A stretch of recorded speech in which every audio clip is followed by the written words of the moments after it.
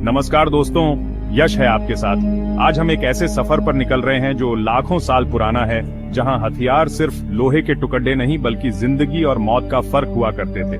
जी हाँ, आज हम बात कर रहे हैं दुनिया के 10 सबसे प्राचीन हथियारों की। ये हथियार न सिर्फ इंसान को खतरा बनकर खड़ीड़े हुए, बल्कि इन्होंने मानव सभ्यता को बनाने में भी अहम भूमिका निभाई।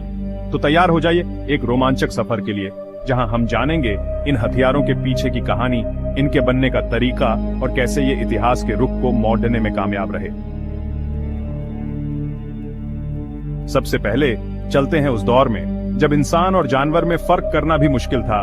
उस दौर में जब जिंदगी और मौत के बीच बस एक पत्थर का फासला हुआ करता था। जी हाँ दोस्तों, हम बात कर रहे हैं पत्थर की कुल्हाड़ी की। करीब 17 लाख साल पहले जब इंसान ने पहली बार पत्थर को तराश कर धारदार बनाया, तो उसे अंदाजा भी नहीं होगा कि उसने क्या कर दिखाया है। ये कोई आम पत्थर नहीं था, ये इंसान के हाथों में आई एक नई ताकत थी, एक ऐसा हथियार जो उसे जंगली जानवरों से बचाता था, उसका पेट भरता था और उसे जिंदगी की जंग जीतने में मदद करता था। पत्थर की कुल्हाड़ी बस एक हथियार नहीं थी, ये उस दौर के इंसान की ताकत थी, उसकी हिम्मत थी, उसका हौसला थी। एक बड़े पत्थर को तोड़कर, उसे घिसकर, तराश कर, उसे एक धारदार हथियार में बदलना, ये उस दौर के इंसान की अक्लमंदी और कारीगरी का सबूत है। और फिर इस धारदार पत्थर को लकड़ी के मजबूत हत्थे में फिट करना, ये दिखाता है कि इंसान ने कैसे धीरे धीरे तरक्की की राह पकड़ ली। पत्थर की कुल्हाड़ी बस एक हथियार नहीं था, ये उस दौर के इंसान की जिंदगी का अहम हिस्सा था। ये उसके खाने का जरिया थी, उसकी हिफाजत थी और उस दौर में इंसानी सभ्यता को आगे बढ़ाने में इसने अहम भूमिका निभाई। दोस्तों, अब हम आते हैं एक ऐसे हथियार पर जिसने इंसान को शिकार करने का एक नया तरीका सिखाया। जी हाँ, हम बात कर रहे हैं भाले की। करीब 4 लाख साल पहले इंसान ने जब पहली बार भाले का इस्तेमाल किया, तो उसने एक और क्रांति की शुरुआत कर दी। लकड़ी के एक लंबे टुकड़े को नुकीला बनाकर इंसान ने एक ऐसा हथियार बनाया जो दूर से भी वार कर सकता था। भाले ने न सिर्फ शिकार को आसान बनाया, बल्कि इंसान को खतरनाक शिकारियों से बचाया। भाले ने इंसान को शिकार के मामले में एक नया आयाम दिया। अब वो और भी ज्यादा ताकतवर हो गया था और इस ताकत का इस्तेमाल उसने अपनी जिंदगी को बेहतर बनाने में किया। दोस्तों, अब हम आते हैं एक ऐसे हथियार पर जिसने इंसान को मानों पर लगाए हों। जी हाँ, हम बात कर रहे हैं धनुष और बाण की, जिसने युद्ध और शिकार के तरीकों को बदल दिया। करीब 10,000 साल पहले इंसान ने पहली बार धनुष और बाण का इस्तेमाल किया। लकड़ी, जानवरों की नसों और पत्थर के तीरों से बना ये हथियार वाकई में एक चमत्कार था।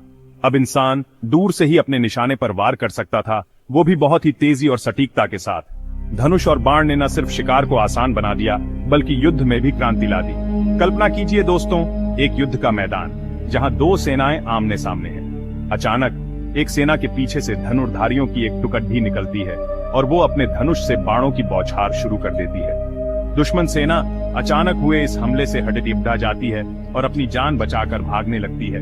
धनुष और बाण वाकई में एक गेम चेंजर साबित हुए। इसने इंसान को एक ऐसी ताकत दी जिसने उसे अपने से कहीं ज्यादा ताकतवर दुश्मनों पर भी जीत हासिल करने में मदद की। धनुष और बाण का इस्तेमाल दुनिया भर में अलग अलग संस्कृतियों में अलग अलग तरीकों से किया जाता था। कहीं इसे युद्ध में इस्तेमाल किया जाता था, तो कहीं शिकार के लिए और कहीं धार्मिक रस्मों के लिए। धनुष और बाण का आविष्कार इंसानी दिमाग की कल्पनाशीलता और रचनात्मकता का जीता जागता उदाहरण है। इसने इंसान को एक ऐसी ताकत दी जिसने उसे दुनिया पर राज करने में मदद की। चैप्टर 4, कांस्य युग की तलवारें, एक नया धातु, एक नया युग। दोस्तों, अब हम आते हैं एक ऐसे दौर में जब इंसान ने धातुओं पर अपनी पकड़ बनानी शुरू कर दी थी। जी हाँ, हम बात कर रहे हैं कांस्य युग की, और इस युग के सबसे खास हथियार कांस्य तलवार की।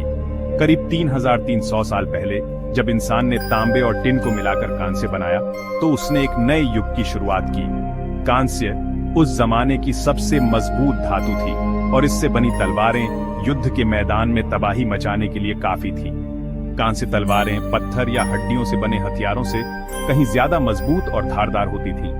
ये इतनी तेज होती थी कि दुश्मन के हथियारों को काट सकती थी और इतनी मजबूत कि कई बार झेल सकती थी। कांस्य तलवारें इंसानी सभ्यता के विकास में एक अहम पड़ाव साबित हुई। इसने न सिर्फ युद्ध के तरीकों को बदला, बल्कि समाज की संरचना को भी प्रभावित किया।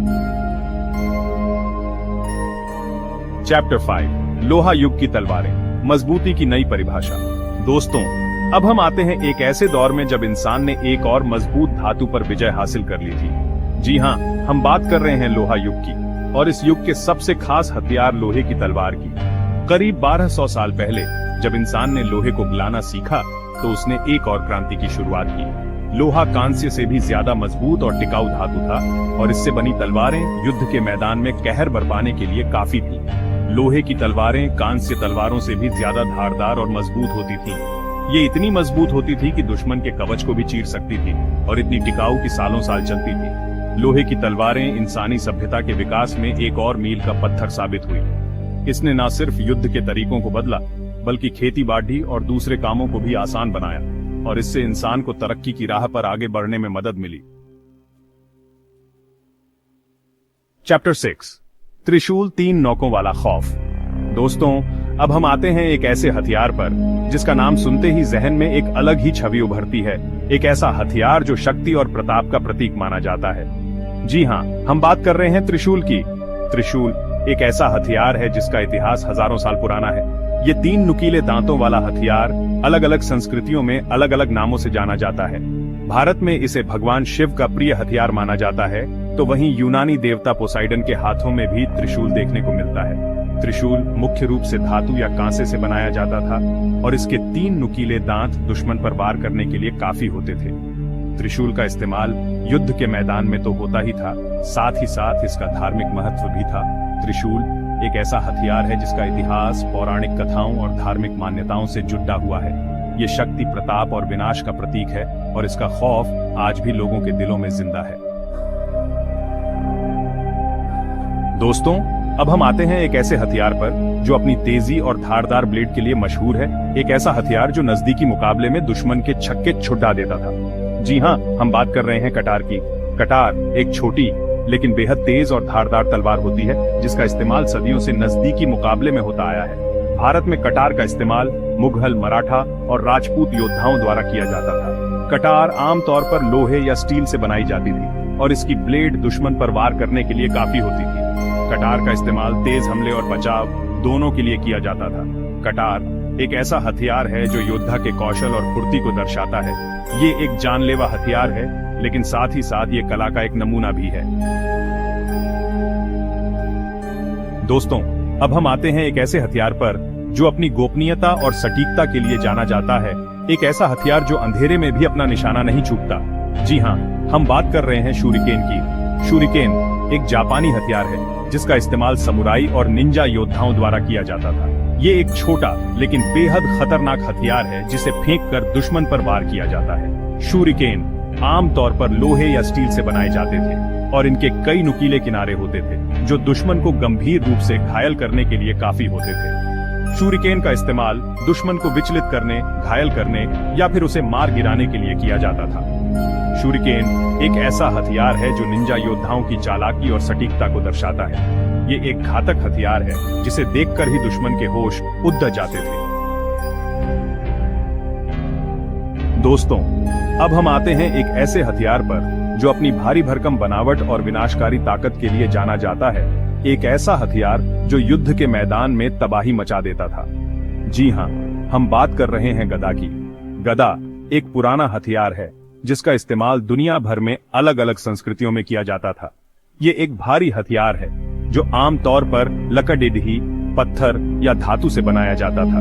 गदा का सिरा गोल या चौकोर हो सकता था, और इस पर अक्सर धातु के नुकीले कांटे भी लगे होते थे जो दुश्मन को और भी ज्यादा नुकसान पहुंचाते थे।